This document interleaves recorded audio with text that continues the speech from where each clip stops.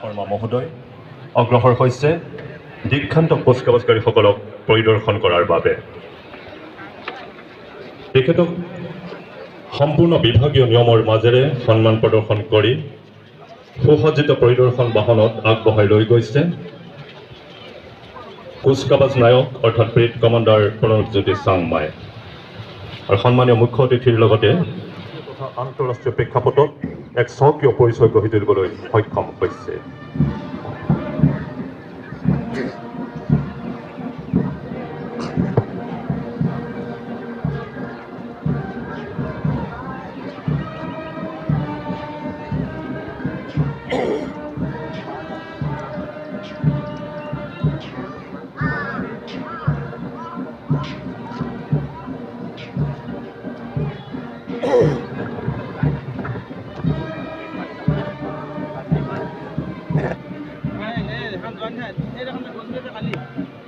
প্ৰান্তৰ যুৱক যুৱতীয়ে যোগ্যতা প্ৰতিপন্ন কৰি অসম আৰক্ষীত অন্তৰ্ভুক্তি হৈছে আৰু আজি এই বিশাল সমাৰোহত এইগৰাকী জনহিতৈষী ব্যক্তি তথা শ্ৰদ্ধাৰ মাননীয় মুখ্যমন্ত্ৰী মহোদয়ৰ উপস্থিতিত তেওঁলোকে শপত বাক্য পাঠ কৰিব, যিটো তেওঁলোকৰ লগতে অসমৰ বিভিন্ন প্ৰান্তৰৰ পৰা আহি ইয়াত উপস্থিত হোৱা তেওঁলোকৰ অভিভাৱক অভিভাৱিকা তথা পৰিয়ালৰ সদস্যসকল গৌৰৱান্বিত হ'ব। সকলো থিয় হোৱাৰ লগতে চৰকাৰী পোছাক পৰিহিত বিষয়া কৰ্মচাৰীসকলে সেলুট দি সন্মান প্ৰদৰ্শন কৰিব।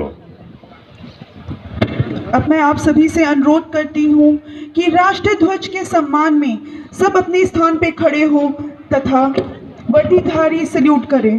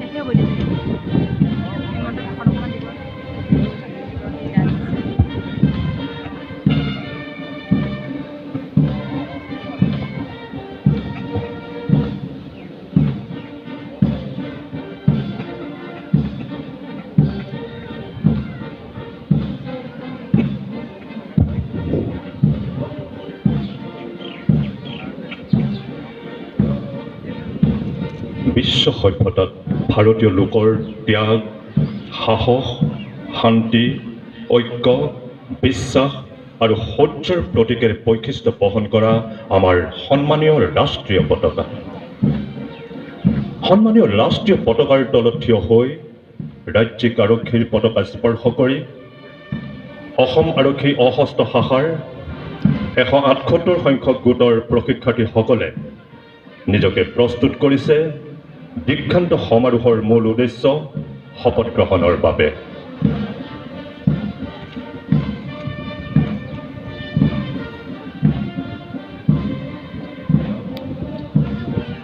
এজন সাধাৰণ লোকক অসামৰিক অৱস্থাৰ পৰা নিৰ্দিষ্ট বাছনি প্ৰক্ৰিয়াৰ মাজেৰে আৰক্ষী বিভাগত মকৰল কৰাৰ পিছত নিৰ্ধাৰিত পাঠ্যক্ৰমত আৰক্ষীৰ বুনিয়াদী প্ৰশিক্ষণৰ জৰিয়তে গঢ়ি তোলা হয় এজন আৰক্ষী হিচাপে।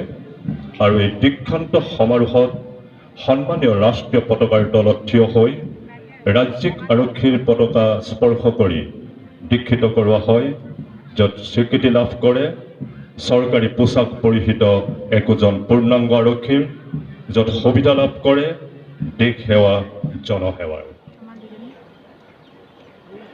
দীক্ষান্ত সমাৰোহৰ মূল পৰ্ব শপত গ্ৰহণ নৱোদিত আৰক্ষী পৰীক্ষাৰ্থীসকলক শপত গ্ৰহণ কৰাবলৈ অগ্ৰসৰ হৈছে লাচিত বৰফুকন পুলিচ একাডেমীৰ আৰক্ষী উপ অধীক্ষক হিলাল উদ্দিন আহমেদ।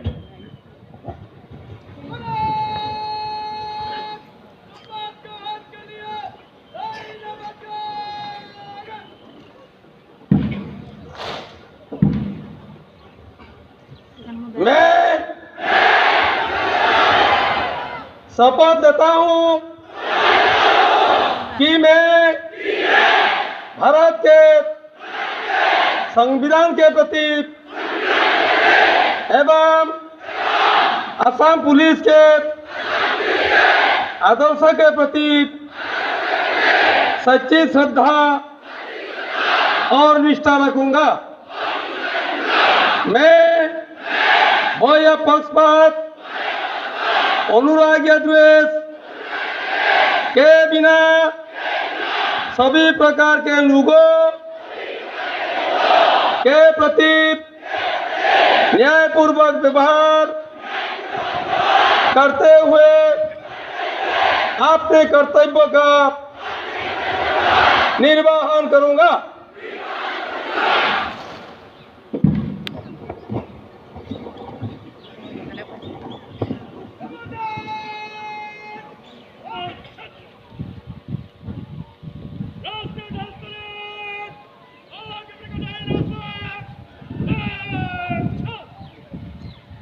अब मैं आप सभी से अनुरोध करती हूँ कि राष्ट्रीय ध्वज के सम्मान में सब अपने स्थान पे खड़े हो तथा वर्दीधारी सैल्यूट करें।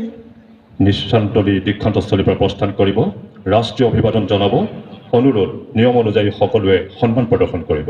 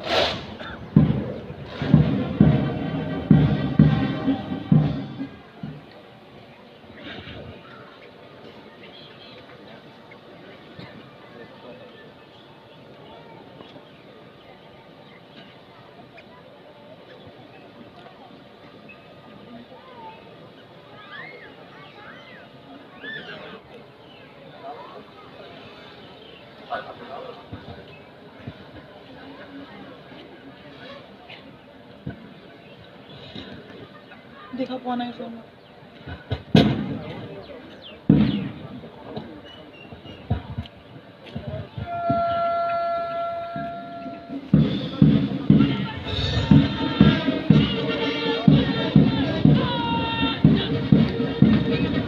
দীক্ষান্ত সমাৰোহত অংশগ্ৰহণ কৰি সন্মানীয় ৰাষ্ট্ৰীয় পতাকাৰ তলত থিয় হৈ ৰাজ্যিক আৰক্ষী পতাকাৰ সন্মুখত শপত বাক্য পাঠ কৰাৰ লগে লগে অসম আৰক্ষী সশস্ত্ৰ শাখাৰ ১৭১৫ গৰাকী নৱাগত আৰক্ষীয়ে লাচিত বৰফুকন পুলিচ একাডেমীৰ পৰা স্বীকৃতি লাভ কৰিলে পূৰ্ণাংগ ৰূপত একোজন আৰক্ষীৰ কুচকাৱাজ প্ৰদৰ্শনৰ বাবে।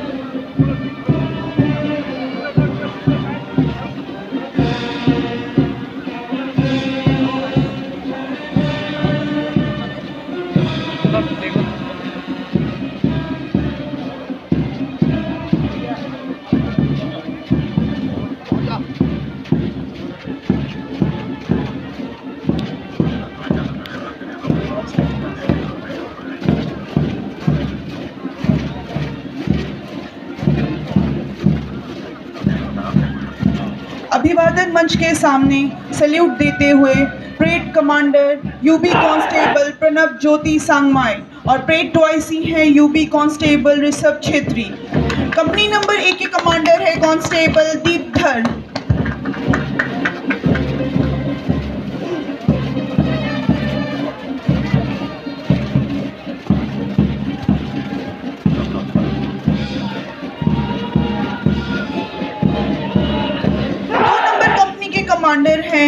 कांस्टेबल उज्जवल ज्योति लश्कर।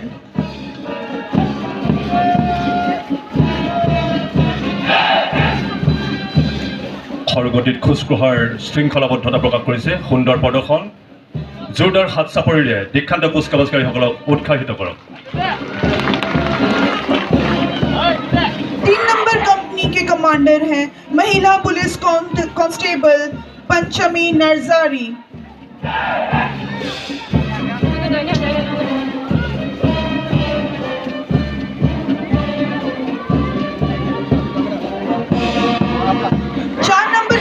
कमांडर हैं महिला police constable Neetu Sinha.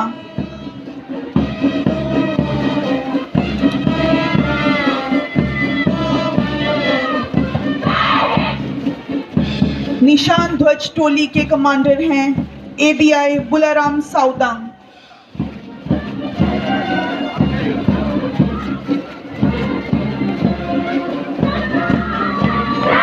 Company के कमांडर हैं महिला police constable Madhumika Buragohain.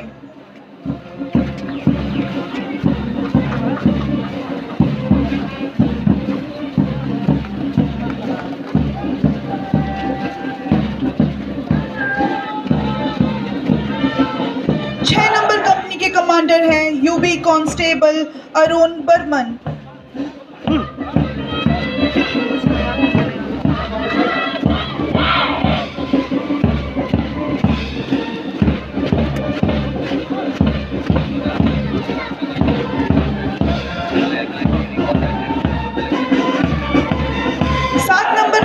Commander हैं UB constable Jintu Gogoi.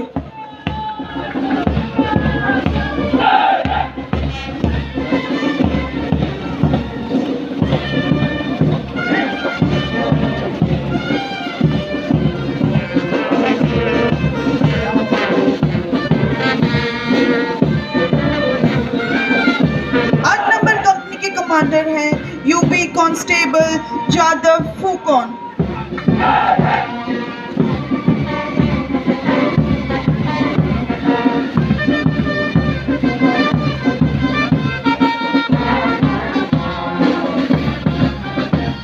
Number company के कमांडर हैं यूबी कांस्टेबल जुलेन बरुआ।